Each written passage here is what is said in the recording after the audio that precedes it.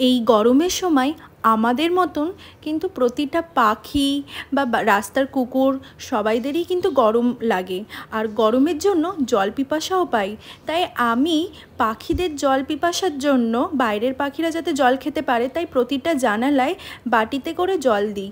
আর প্রতিদিন জল চেঞ্জও করতে হয়, কারণ জল অনেক সময় রোদে, অনেক সময় বলতে কি সব সময় রোদে গরম হয়ে যায়, তার জন্য প্রতিদিন জল চেঞ্জও করে দিতে হয়। আর এর সাথে সাথে শুধু জানালায় পাখিদের জন্য দিলে হবে না, রাস্তার কুকুরদের জন্য জলের ব্যবস্থা করে দিতে হবে, কারণ তারাও কিন্তু গরমে হাঁপিয়ে যায় আর ক্রমশ তাদের জিভ থেকে লাল ঝরতে থাকে।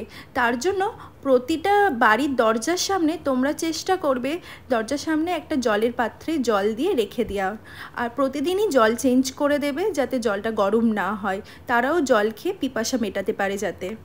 আর এই দিকে আমি জল রেখেছি, দেখো রাখার সাথে সাথে টাইসেন এখানে দেখছে, ও ভাবছে যে এই জলটা আবার কার জন্য রাখা হচ্ছে।